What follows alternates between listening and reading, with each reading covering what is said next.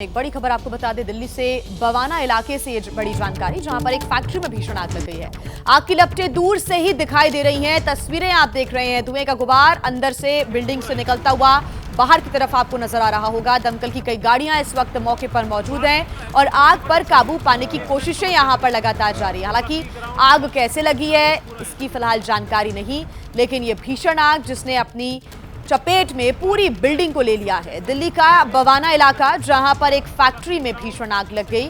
दमकल विभाग की कोशिशें हैं जल्द से जल्द आग पर काबू पाने की। इस वक्त की बड़ी खबर से आपको रूबरू करवा दें। कनाडा की ट्रूडो सरकार पर संकट गहराता हुआ दिखाई दे रहा है। इस वक्त की बड़ी जानकारी सामने आ रही है। डेप्यूटी पीएम के इस्तीफे के बाद ट्रूडो पर दबाव है। ट्रूडो पर एनडीपी चीफ जगमीत सिंह का बयान। जस्टिन ट्रूडो को जाना होगा, ये जगमीत सिंह ने बात कही है। ट्रूडो सरकार को एनडीपी का बाहर से समर्थन है, लेकिन अब ये जगमीत सिंह की ओर से कहा गया है, जो कि एनडीपी चीफ हैं। उन्होंने कहा कि अब जस्टिन ट्रूडो को जाना होगा। मेरे वरिष्ठ सहयोगी जगविंदर पटियाल जुड़ चुके हैं जानकारियों के साथ। जगविंदर, अब खतरे की घंटी और बढ़ती हुई और खतरा और बढ़ता हुआ जस्टिन ट्रूडो के लिए, क्योंकि जगमीत सिंह खुद ये कह रहे हैं, जिनका बाहर से समर्थन है ट्रूडो सरकार को, कि अब जाना होगा जस्टिन ट्रूडो को। देखिए, जगमीत सिंह बराड़ में अगर कुल मिला के कहें तो जस्टिन ट्रूडो की जितनी भी पॉलिसीज रही हैं उसमें जगमीत सिंह का हिस्सेदार रहा। लेकिन जगमीत ने जितनी भी, चाहे वो इंटरनल सिक्योरिटी को लेकर हो, चाहे आर्थिक को लेकर, चाहे इमिग्रेशन को लेकर हो, जितनी भी पॉलिसीज हैं उनमें ट्रूडो सरकार में अहम रोल निभाया। लेकिन अब जब ट्रूडो तमाम चीजों के बीच में घिर गए हैं, उनकी आर्थिक हालत खराब है, कनाडा की रोजगार को लेकर दिक्कतें बढ़ गई हैं, ऐसे में अब जगमीत ने हाथ पीछे किए हैं और अक्टूबर 2025 में होने वाले चुनाव से पहले जगमीत उनसे न सिर्फ अपना बाहर से दिया हुआ समर्थन वापस ले सकते हैं, बल्कि स्थिर संकेत उन्होंने वहां की फाइनेंस मिनिस्टर क्रिस्टिया फ्रीलैंड के इस्तीफे के बाद दे दिए हैं। क्रिस्टिया ने अपने इस्तीफे में जो कुछ लिखा है उसके बाद कनाडा की राजनीति में भूचाल आया हुआ है। उन्होंने लिखा है कि आर्थिक तौर पर जो नीतियां हैं और आने वाली जो अमेरिका की आर्थिक नीतियां हैं उसमें 25% ड्यूटी बढ़ने वाली है। आज हमारे हालात इतने खराब हैं, ऐसे में ट्रूडो ये चाहते हैं कि मैं ये पोर्टफोलियो छोड़कर दूसरे पोर्टफोलियो में चली जाऊं। तो उन्होंने कहा है कि मैं अपना नैतिक धर्म निभाते हुए मैं इस सरकार से ही हट रही हूं। हालांकि डोमिनिक को नए फाइनेंस मिनिस्टर के तौर पर ट्रूडो ने जरूर शपथ दिलवा दी है और कुछ घंटे पहले ही ये डेवलपमेंट हुआ है। लेकिन उसके बावजूद जगमीत ने ये संकेत दे दिए हैं कि ट्रूडो को अब जाना होगा।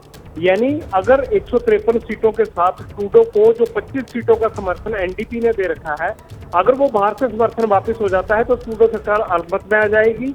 और जगमीत का ये कहना कि ट्रूडो को अब जाना होगा, इस बात का साफ संकेत है कि वो बाहर से दिया गया अपना समर्थन 25 सीटों वाला वापस ले रहे हैं। और विपक्ष भी इस बात को लेकर मुद्दा बना रहा है कि आखिरकार अमेरिका के टैरिफ लगाने और कनाडा की इतनी खराब हालत होने के पीछे ट्रूडो सरकार ही जिम्मेदार है। अब उनकी फाइनेंस मिनिस्टर ने भी ये मान लिया है। बिल्कुल, और अगर एनडीपी अपना समर्थन बाहर से वापस लेती है तो खतरे में ट्रूडो की कुर्सी साफ तौर से पड़ती हुई दिखाई दे रही है। शुक्रिया आपका जगविंदर पटियाल पूरी जानकारी के लिए।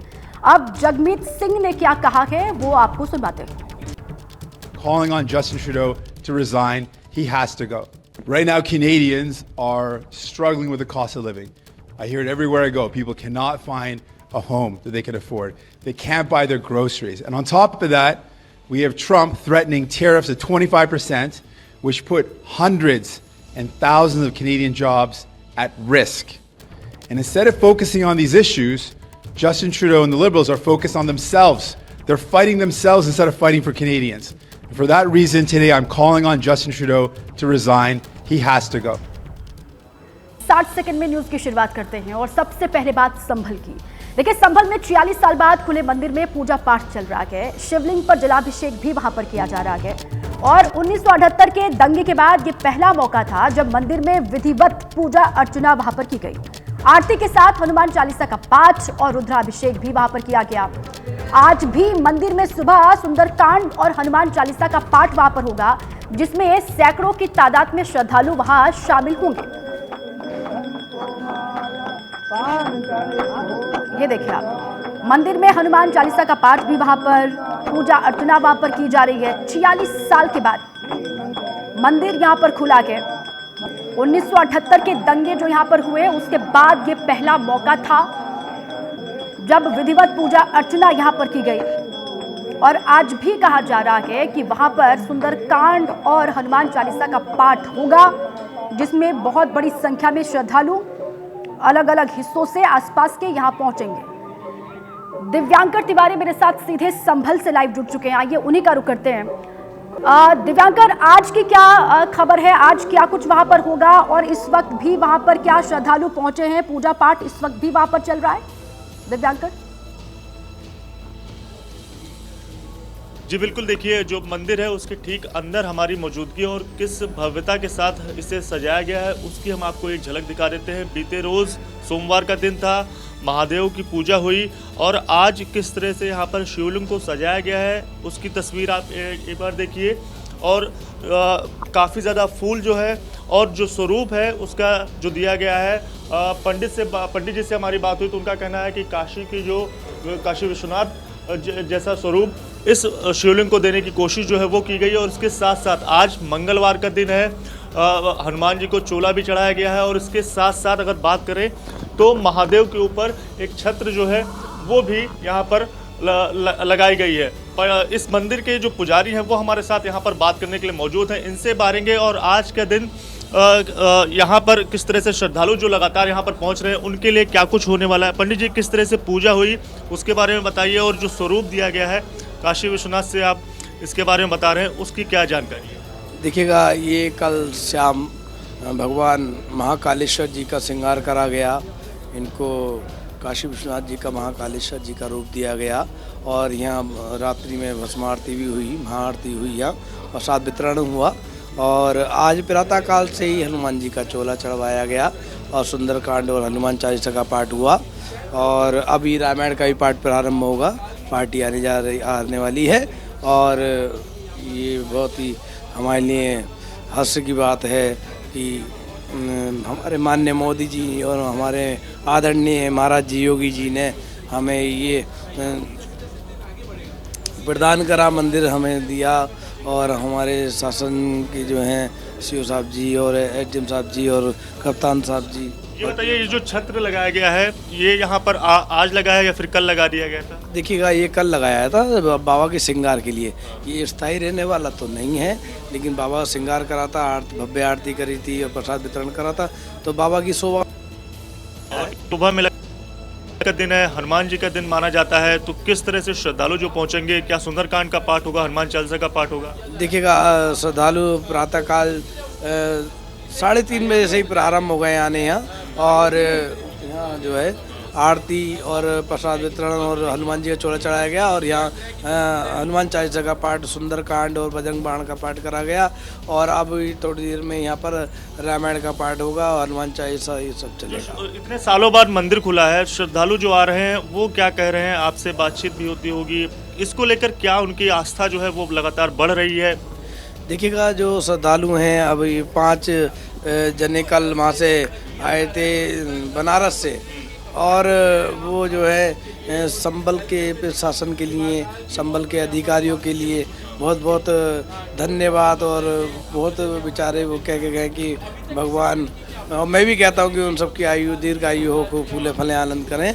उन्होंने हमारे संबल के प्रशासन जी ने ये मंदिर खुलवाया और बहुत ही संघर्ष के बाद खुलवाया, मैं आभार व्यक्त करता हूँ। तो आभार व्यक्त जो है वो प्रशासन का किया जा रहा है, लेकिन तस्वीरें किस भव्यता के साथ हैं वो उसकी एक बार आप झलक फिर से देख लीजिए कि ये पूरे विधि विधान के साथ 46 साल के बाद पूजा अर्चना यहाँ पर की जा रही है। कल भी हनुमान चालीसा का पाठ हुआ था, सुंदरकांड हुआ था और आज भी जानकारी यहाँ से पुजारी दे रहे हैं कि आज भी होगा। श्रद्धालु सुबह से यहाँ लगातार पहुंच रहे हैं।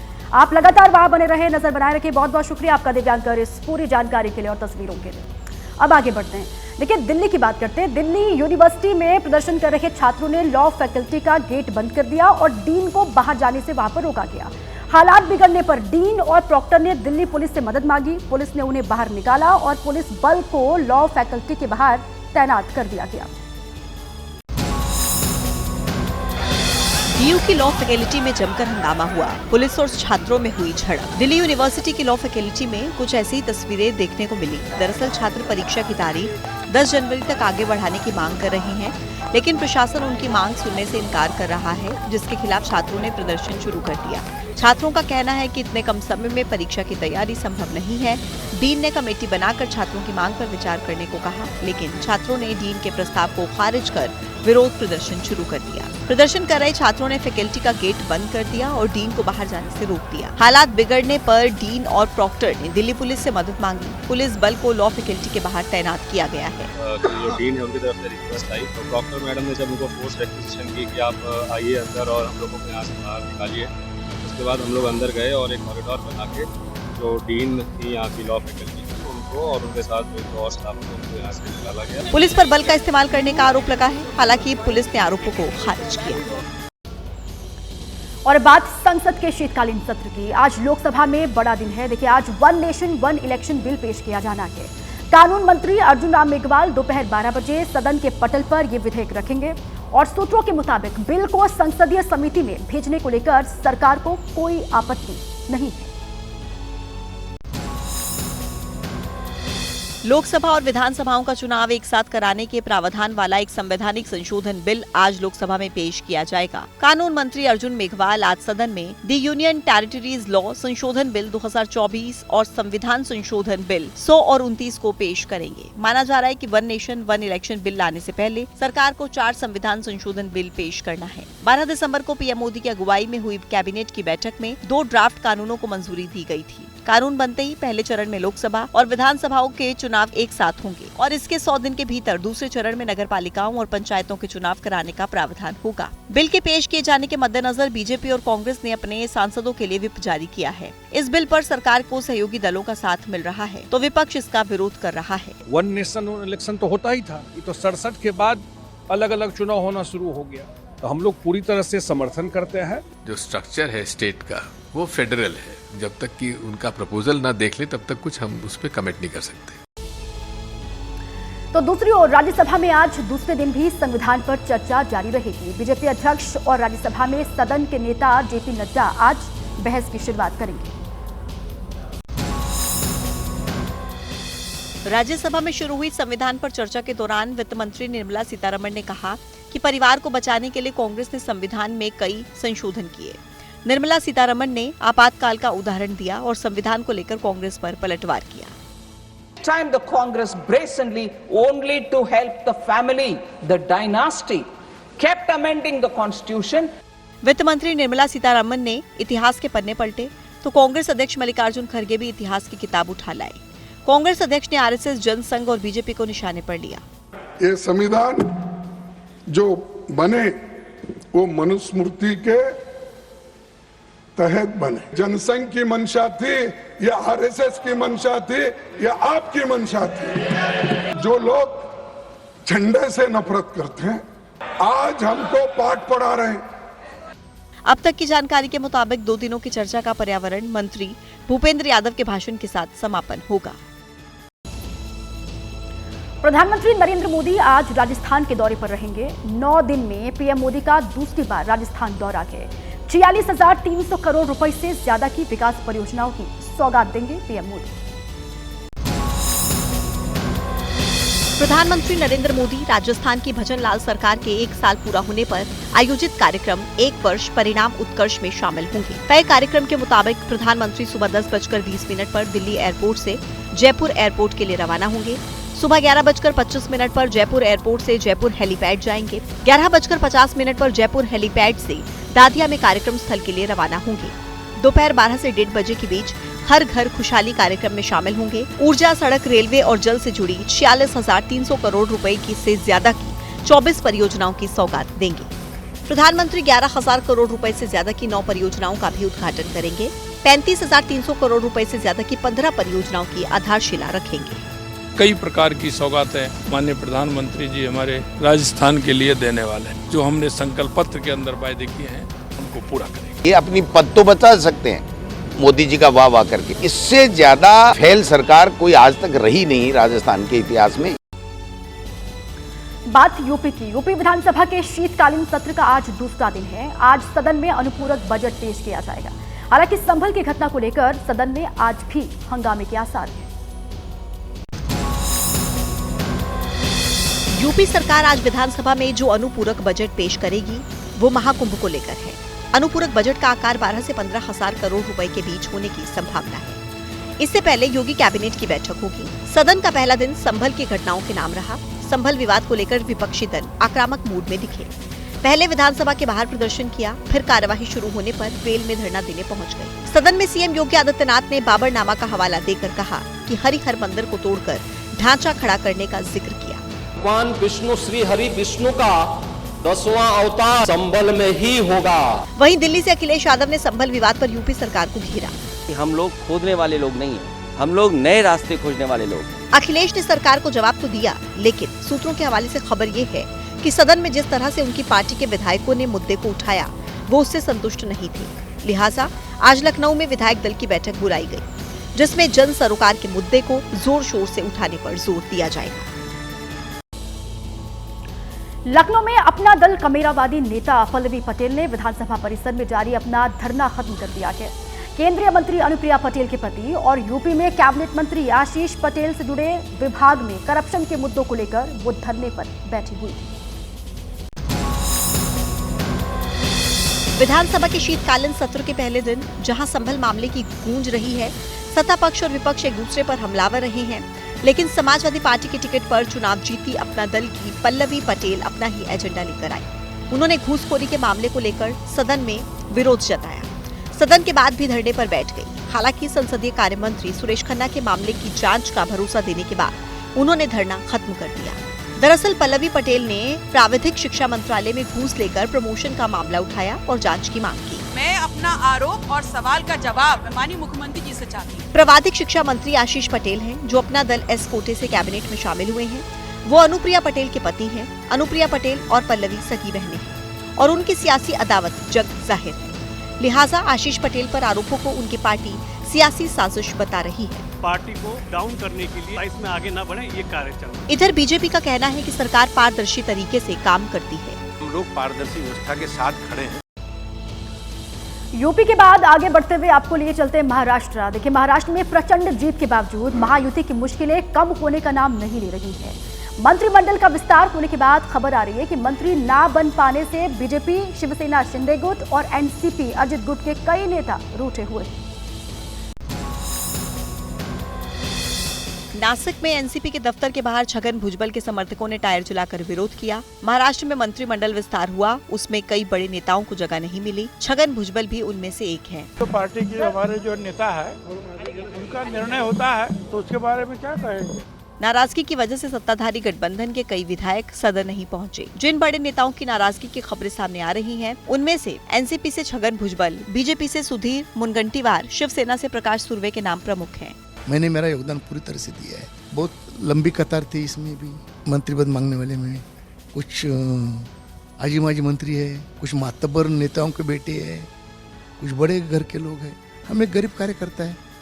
शिवसेना कोटे से शिंदे सहित 11 मंत्री सरकार में हैं, लेकिन सूत्र बताते हैं कि करीब दर्जन भर विधायक नाराज चल रहे हैं। असल में हुआ यह है कि इस बार महायुति को बम्पर जीत मिली है, लेकिन सरकार में सिर्फ 43 मंत्री शामिल हो सकते हैं। यही वजह है कि गठबंधन में कई सीनियर नेताओं की जगह नए नेताओं को मौका दिया गया। महाराष्ट्र विधानमंडल के शीतकालीन सत्र का आज दूसरा दिन है और वहां ईवीएम को लेकर सियासी घमासान थमने का नाम नहीं ले रहा। सत्र के पहले दिन विपक्ष ने ईवीएम के जरिए चुनाव में धांधली का आरोप लगाया। विधान भवन के बाहर विपक्ष के नेता एकजुट हुए, ईवीएम के खिलाफ नारेबाजी की। विपक्ष के नेताओं ने नारा लगाया, ईवीएम हटाओ, देश बचाओ। जो चुनाव हुए उसके जो नतीजे आए, ये नतीजे किसी को भी मान्य नहीं। महाराष्ट्र की जनता बिल्कुल भी खुश नहीं। उधर बीजेपी ने विपक्षी नेताओं से सवाल पूछा कि लोकसभा चुनाव के नतीजे के बाद ईवीएम की याद क्यों नहीं आई।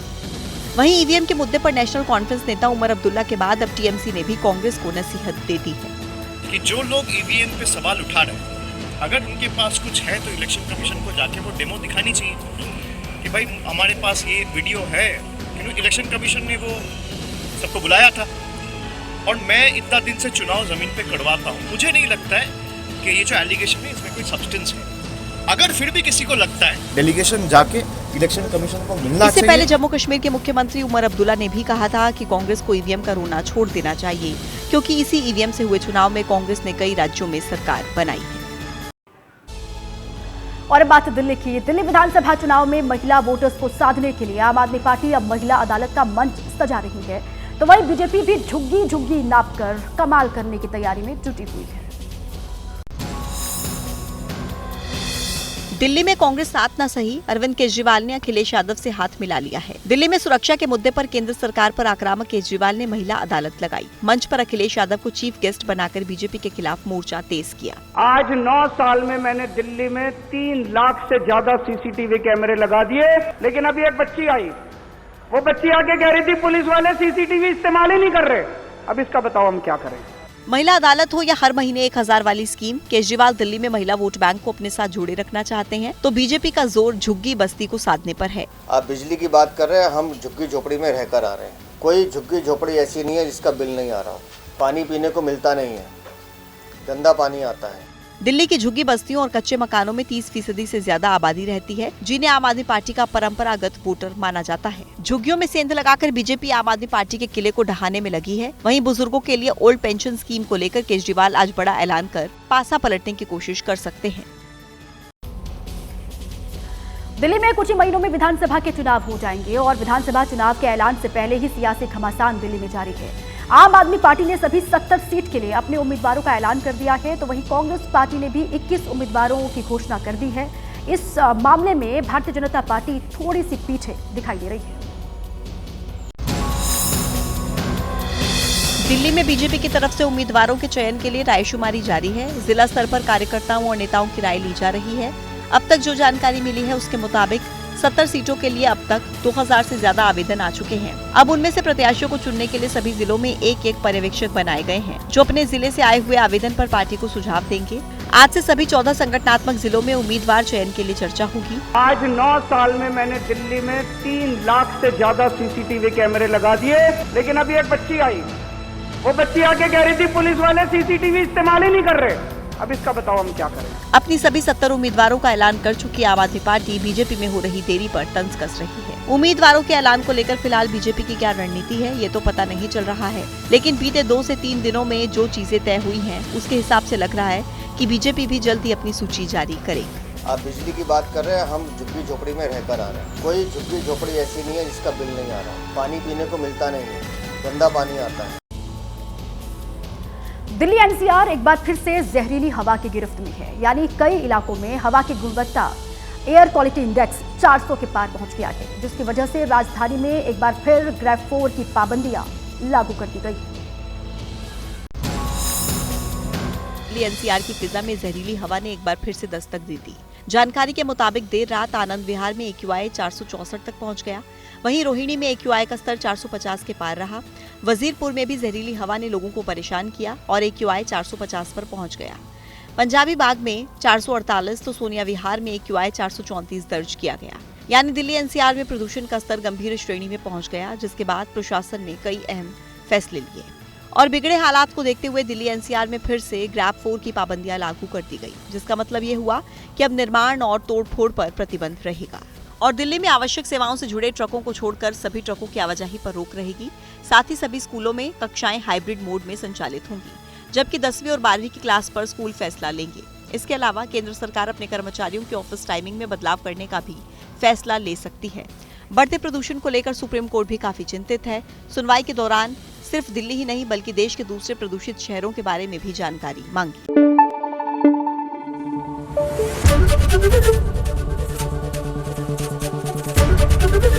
ABP न्यूज आपको रखे आगे।